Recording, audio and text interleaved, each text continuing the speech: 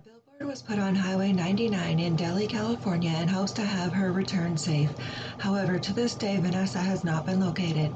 Vanessa Dawn Smith and her mother, Beverly Smith, would normally take a walk together every night after dinner. On the evening of May the 31st, 1997, Beverly was still cleaning up when Vanessa was ready to leave, so the 15-year-old decided to go walking alone. The sun was still shining brightly when she left her Winton, California home around 6 p.m., and she assured her parents that she would be back well before it started to get dark.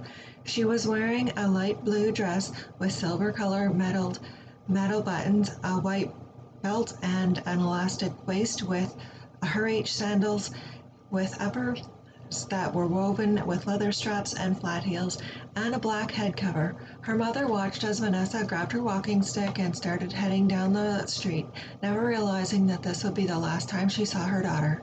When Vanessa wasn't home by 8 p.m., her parents started to get worried. Vanessa and her mother would normally walk from their home on Winton Way to Mercedes Avenue, then cut through an almond field that circled back towards their home. Art and Beverly decided to walk along the same route to see if they could find their daughter. They found their first clue just 200 yards away from their house. Vanessa's walking stick was lying abandoned under an almond tree at the corner of Mercedes Avenue.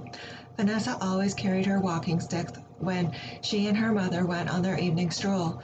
She considered it a form of protection against dogs and other animals that might she encounter along the way, and her parents knew there was no way she would have willingly left it behind. As soon as they saw it lying on the ground, they knew that something had happened to their daughter. They left the walking stick untouched where they found it and rushed home to call the police. Deputies from the Merced County Sheriff's Office responded immediately and started searching the area where Vanessa had last been seen. They scoured the route that Vanessa and her mother usually walked, but found no clues as to what had happened to the teenager. There was no evidence of a struggle taking place in the area where her walking stick had been found. The ground appeared to be undisturbed, and there were no signs of foul play anywhere along Vanessa's normal route. Investigators initially believed Vanessa possibly ran away, but this is immensely discounted. Art, her father, and Beverly, her mother, insisted that Vanessa was not the type of teenager who would run away from home. She and her family were members of a Mennonite church, and Vanessa had an especially close relationship with her mother.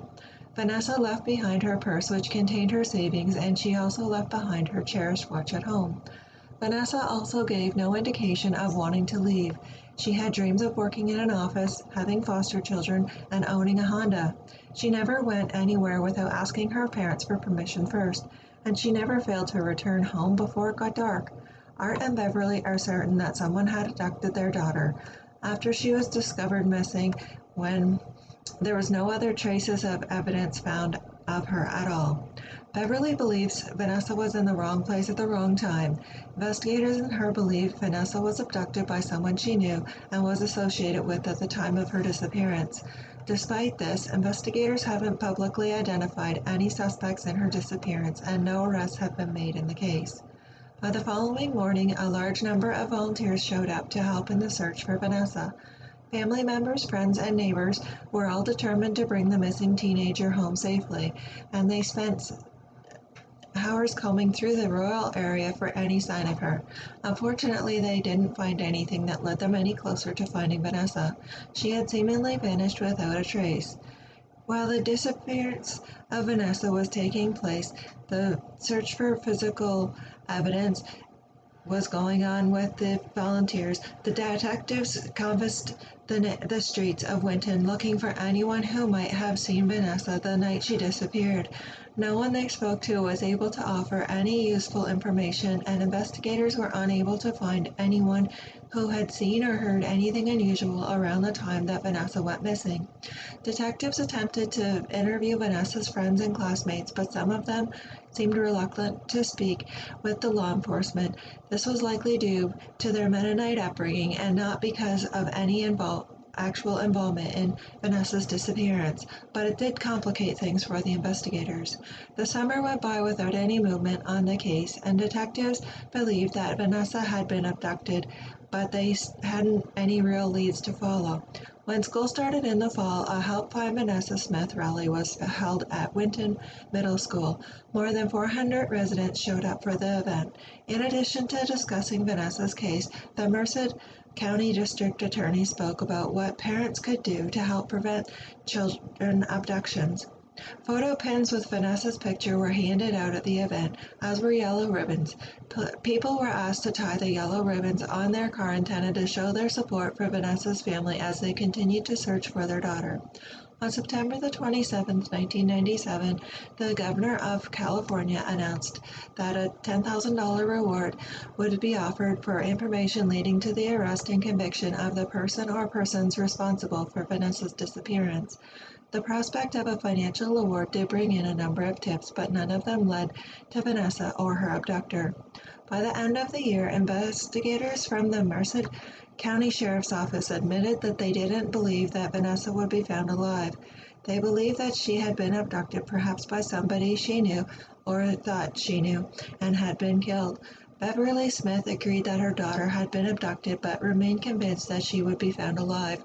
She and her husband did everything they could to keep the case in the public eye, hoping that somebody would come forward with a tip that would finally reunite them with Vanessa. Members of the community created the Help Find Vanessa Smith Committee, and in February 1998, two members of the committee appeared on a national talk show to speak about Vanessa's case. The national exposure resulted in a number of tips. Detectives carefully followed up on each one, but none of them panned out. In August 1998, the committee had billboards with Vanessa's picture and case information placed along Highway number 99 in Merced County. The billboards included information about the reward being offered and a phone number for people to call if they had any information. A few tips trickled in, but none led to Vanessa's recovery. In 2004, investigators with the Merced County Sheriff's Office officially declared that Vanessa's case was most likely a homicide. They believe that Vanessa was likely killed on the same night and that she was abducted, though they have to admit that they have no physical evidence proving that she is dead. They point out that there have been no sightings that have been confirmed of Vanessa since the night she vanished, and they believe she would have found a way to contact her parents by now if she were still alive. Over the years, Vanessa's case was featured on America's Most Wanted more than 50 times. Detectives received tips from all over the world and all over the country each time the episode had aired. But to date, they haven't had any real leads. Despite the passage of time, Vanessa's case is considered open and active. Investigators continue to solicit tips and believe that the case can be still solved. They believe that Vanessa was most likely abducted by somebody she knew, and it's possible she even went willingly with them, not realizing that they weren't going to bring her home. Beverly still believes that Vanessa is alive.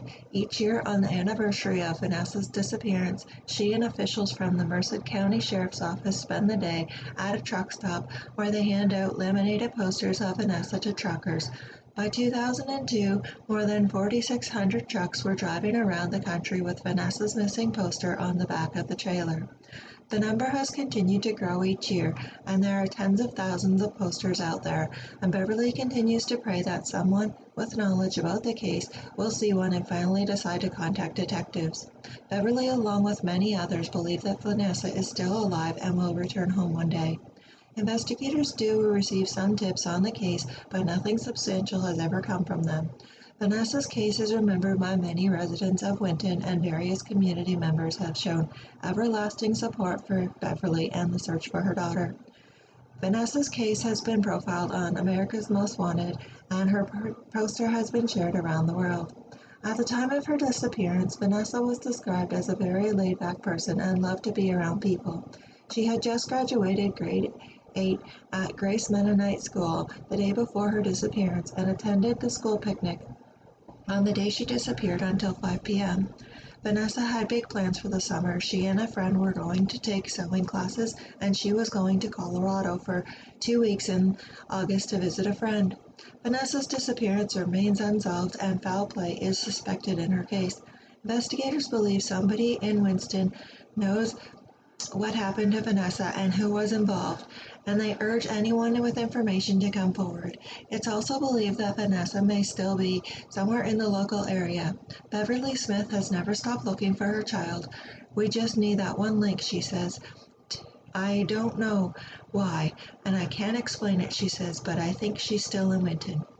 Merced County Sheriff's Detective Clinton Landrum has been assigned to Vanessa's case, and the work on the decades-old case never stops. Vanessa's case specifically has been proved valuable in that he thinks that they have a clear path to go on treading forward, he says. I am a firm believer, and I have worked with every detective we have in here on this thing that Vanessa knew whoever took her, Landrum said. It wasn't a stranger abduction, he said. She could have even gone with her abductor willingly, not knowing that she wouldn't come back. Another challenging aspect of this case, Landrum said, it was the difficulty of interviewing people who were close or connected to the case when it occurred in the late 90s.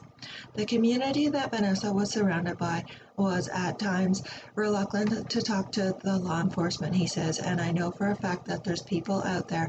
They know who they are, and they have information that can solve the case, Landrum said. The case is still set up to succeed and be solved. It's not sitting on a shelf somewhere collecting dust. She hasn't been forgotten. He still hopes someone will come forward with that valuable information. Since Vanessa's disappearance, Smith has been working hard to keep her daughter's name and face on the public's radar. I think I feel a little bit numbed, Smith said. 20 years is a long time to put somebody's name out there. I've been raising money for years to get her on billboards. Many people from Merced County know Vanessa's strawberry blonde hair and freckled face well, Smith said, and they continue to come up to her and let her know Vanessa is in their prayers. Over the years, Smith estimates spending over $12,000 to $15,000 to have her daughter's face and information placed on billboards. Most recently, Vanessa's picture and information have been on a digital billboard in Delhi along Highway number 99. The billboard notice will continue to run through the June. Beverly Smith feels the heartbreak and frustration of searching for years without success. She said it's difficult to understand why nobody has come forward to help. I didn't think it would be this long in the first place, she says. It's hard to fathom that I put her out there and still nobody has come forth. But she says she's never going to give up. On Vanessa's voice, she says, I feel like people aren't forgetting. I feel like I know in my heart that she's out there. To raise money for billboard space and printing posters to put on windows and big rigs, Smith makes baskets and baked goods to sell. To purchase a basket, people can call Smith at 209-664-9042. And a trust fund has been set up for Vanessa at the Trans Credit Union in Atwater, 981 Bellevue Road. Anyone with more information on Vanessa's case can call Detective Clinton Landrum at 209-385-7472. Vanessa Lynn Smith, a white female, was born on December the 26th, 1981 in Winton, California. She is 5 feet 6 inches tall and weighed approximately 130 pounds. She has strawberry blonde hair, blue eyes, and Vanessa has a large birthmark on her right arm which extends from her shoulder to her elbow. She has a fair freckled complexion and a scar on her left ear. Vanessa has Duane syndrome in her right eye, and as a result, the third muscle in her retina is paralyzed and the eye drifts towards the inside.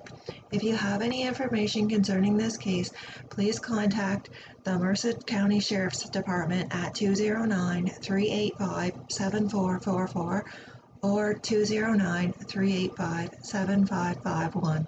Or you can call the Merced Major Crimes Unit at 209-385-7472, and Detective Micah Brawley is at extension 4989. Or you can also call the Crime Stoppers in your local area and remain anonymous.